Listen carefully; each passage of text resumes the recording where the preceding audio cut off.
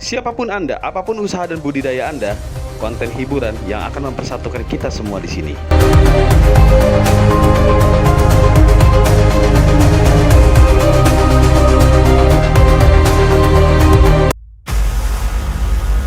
Halo pemirsa, kalau dunia perfilman superhero yang kita tahu saat ini adalah Marvel Comics dan DC Comics. Marvel dengan Avengers, DC Comics dengan Justice League, Superman, Batman, dan lain sebagainya. Kalau Marvel kita tahu Iron Man, Hulk, dan lain-lain. Kini datang pendatang baru yaitu Valiant Comics. Dan kini superhero terbaru mereka telah hadir, yaitu Bloodshot. Dan semoga saja superhero dari Valiant Comics ini bisa bersaing dengan superhero-superhero lain dan meramaikan superhero dunia.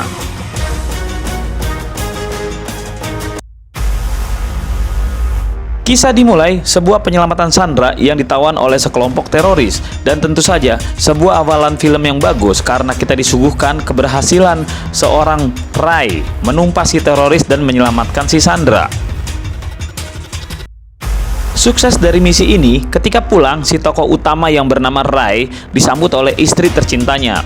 Kemudian, mereka biasa melepas kangen pergi liburan dengan sejuta kebahagiaan karena sukses di misi berbahaya itu. Ketika terbangun di hotel pagi hari, Ray tidak mendapati sang istri ada di sampingnya. Mendapati beberapa hal yang mencurigakan, Ray sadar kalau hotel tempat mereka menginap ini telah disatroni oleh penyusup. Mudah saja bagi Ray untuk melumpuhkan para penyusup, dan dengan begini pun dia sadar bahwa istrinya Gina dalam bahaya.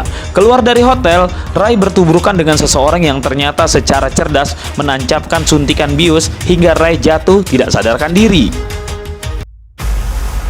Begitu tersadar, Ray dalam situasi tertahan, terikat dan tidak berdaya. Ray diinterogasi untuk sesuatu hal yang tidak diketahuinya, yaitu sebuah pertanyaan, siapa pembocor operasi militer kemarin? Dan di ending interogasi ini, karena memang tidak tahu, si penyandra membunuh Gina istrinya tepat di depan mata Ray. Dan terakhir, karena merasa tidak puas, teroris ini pun menembak Ray hingga tewas. Time skip. Ray terbangun dalam keadaan bingung. Ternyata dia belum mati dan dia tidak mengingat apapun. Dr. Emil Herting datang dan menjelaskan kalau Ray sudah tewas. Dan dengan teknologi RST, Rising Spirit Technology, Ray hidup kembali.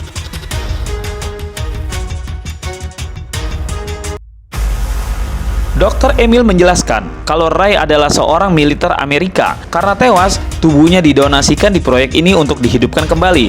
Dan dengan teknologi RST, Ray memiliki kemampuan khusus. Dr. Emil mengajak Ray keliling dan diperkenalkan ke beberapa prajurit lain yang juga memiliki kemampuan khusus. Dr. Emil memberitahu bahwa kemampuan Ray adalah nanit, yaitu konstruksi biomekanik, kemampuan khusus dalam darah yang dapat mengembalikan tubuh ke bentuk asalnya, dan beberapa kemampuan lainnya. Jujur saja, Ray sangat kaget mendengarnya, apalagi begitu dia tahu kalau dia juga memiliki tenaga super kuat, bahkan tembok pun remuk dengan pukulannya. Ray terpesona dengan Katie. Kemampuan renang dan tahan nafasnya terhitung sangat tinggi. Dari Katie pula, Ray mengetahui banyak soal seluk-beluk tempat ini dan cara kerja teknologi RST. Secara mengejutkan, ingatan Ray tiba-tiba saja bangkit. Dia ingat bagaimana Gina istrinya tewas dibunuh seseorang. Merasa dendam, Ray pun kabur dari markas Dr. Emil dan mengejar si pelaku. Teknologi nanit dalam tubuh Ray seperti internet berjalan. Dia melacak siapa si pelaku pembunuh istrinya dan dengan mudah menemukannya. Terungkap juga, dengan teknologi darah nanit, Ray dapat mempelajari segala sesuatu dengan cepat. Seperti kursus kilat, dia bisa mencuri pesawat dan menerbangkannya dan pergi ke negara lain dengan sangat mudahnya. Orang yang menjadi buruan Ray sedang dalam perjalanan dan pengawalan khusus. Ray mencegatnya di sebuah terowongan dan menghabisi semua pengawal dengan sangat cepat. Disinilah kita diperlihatkan pertama kalinya bagaimana kemampuan Ray dalam hal bertarung. Dan tentu saja, pada akhirnya orang yang menjadi buruan Ray pun berhasil ditewaskan. Keesokan harinya, tim dokter menjemput Ray dan membawanya pulang. Karena walau bagaimanapun, Ray harus dicas ulang. Jadi seperti HP, kalau tidak dicas tenaganya akan drop dan habis. Ray mengungkapkan bahwa dia berhasil membunuh si pembunuh istrinya, tapi tetap saja si istri tidak bisa kembali. Di markas RST, dalam posisi pengecasan, salah satu prajurit mengocehi sesuatu hal yang membuat Ray kaget, yaitu sebuah pertanyaan, apakah Ray percaya kalau istrinya yang bernama Gina itu sudah benar-benar mati? Sayangnya, walau dalam keadaan bingung dan bertanya-tanya seperti itu, Ray tiba-tiba saja dilumpuhkan kesadarannya. Alur film bergerak ke hal yang tidak kita sangka. Ternyata, Dr. Emil memanipulasi ingatan Ray selama ini. Aksi penyelamatan Sandra di awal film sampai peristiwa teroris yang membunuh Gina, semuanya adalah settingan.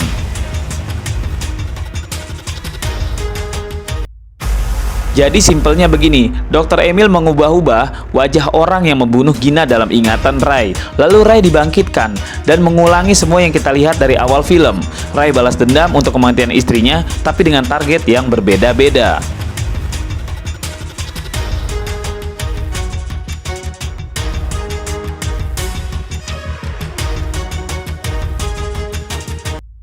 Seperti sebuah drama, ketika Ray bangkit dari ketidaksadarannya, Katie, Dr. Emil, dan beberapa rekan lainnya beradu akting.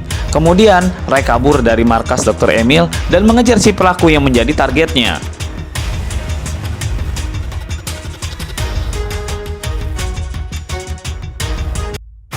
Ketika Ray dalam misi berikutnya, dalam pengawasan CCTV, Eric, seorang IT yang membangun teknologi ini, kaget karena melihat Wigan di tim musuh. Eric jujur, Wigan adalah seorang legenda yang menciptakan teknologi kejut magnetik. Dan jika itu terjadi, maka Ray atau satu kota pun akan lumpuh. Eric mengakui kalau dia banyak mencontek kecerdasan Wigan selama ini. Ray datang dan menghabisi seluruh anak buah targetnya. Bahkan si target pun dengan mudah dilumpuhkannya. Dan saat itu terjadi, tiba-tiba saja Wigan mengaktifkan EMP yang mengakibatkan seluruh kota padam, serta Ray pun lumpuh seketika. Ternyata semua dalam perencanaan Wigan. Posisi dia selama ini adalah Sandra. Dengan membiarkan si bos tewas, maka dengan begitu dia bisa bebas. Tapi masalahnya adalah Ray. Dia takut Dr. Emil akan menanamkan dia di ingatan Ray dan menjadikannya target selanjutnya.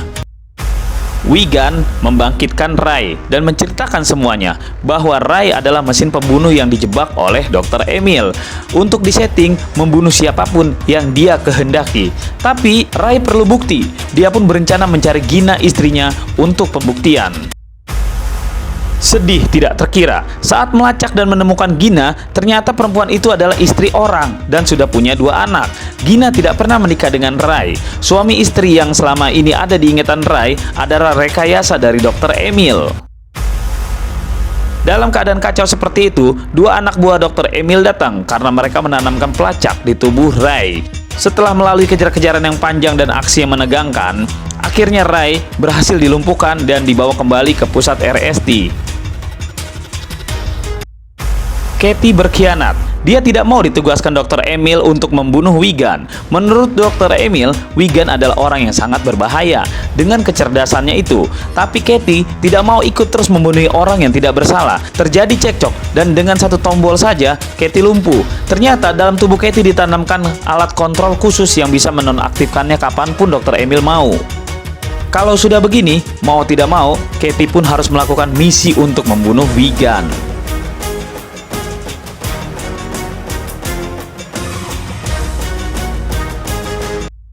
Dr. Emil menemui Ray di alam bawah sadarnya. Terjadi perdebatan kalau Ray tidak suka dirinya dijadikan senjata pembunuh. Namun, dengan mudahnya si dokter melumpuhkannya lagi dan menghapus ingatannya lagi. Lalu seperti biasa, setelah sukses dari misi satu ke misi lainnya, berlanjut lagi ke misi-misi berikutnya. Dan di misi yang baru ini, Dr. Emil dan Eric menyeting target baru. Saat itu pula, Katie berkhianat. Diam-diam, dia mengaktifkan ingatan Ray kembali. Hasilnya, di simulasi proyek, Katie masuk dan menceritakan semuanya. Saat itu pula, Wigan dengan keahliannya masuk lalu membajak teknologi Eric. Hasilnya pun bisa ditebak, skill sang legenda mengalahkan Eric yang masih junior dan selalu mengkopi karyanya. Dr. Emil marah dan melabrak Katie. Tapi sayangnya, kali ini alat kontrolnya tidak berfungsi karena sudah dihack Wigan dari suatu tempat. Dr. Emil kalah, tidak mungkin melawan Katie yang memiliki kekuatan super. Dia kabur dan memerintahkan personilnya untuk menghabisi Katie.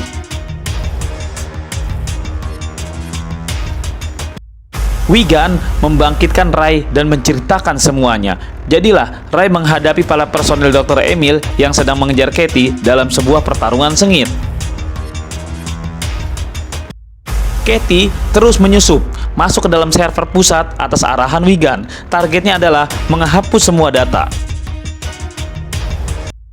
Usai menghabisi para begundal-begundal si dokter, Ray menghabisi juga dalangnya. Lewat drama ini, Ray meledakkan dirinya bersama si dokter dan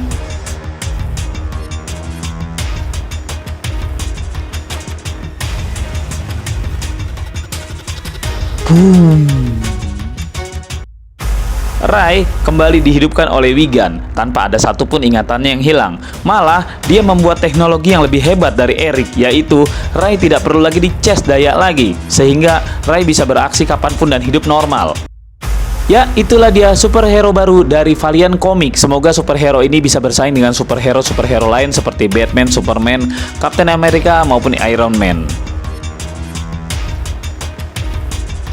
Dan untuk film perdana Valiant Comics ini, Detektif Super Film memberikan poin 7.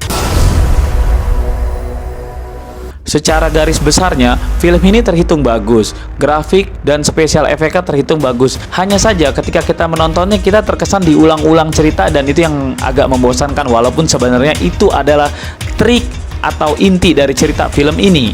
Dan kali ini, Detektif Super Film tidak mengulas sisi ketidakmasuk akalannya, karena ini adalah film superhero. Tentu saja kalau diulas sisi tidak masuk akalnya, semua juga banyak yang tidak masuk akal, karena ini film imajinatif yang meninggalkan reality. Oke pemirsa, sampai berjumpa di film berikutnya. Bye-bye. Nah, itulah diskusi kita. Tulis di kolom komentar apa yang kamu pikirkan agar kita bisa mendiskusikannya lagi. Yang belum subscribe, jangan lupa subscribe dan aktifkan lonceng agar channel ini terus terbangun dan kamu menjadi yang pertama mendapatkan pemberitahuan video untuk diskusi-diskusi kita yang lebih seru lagi.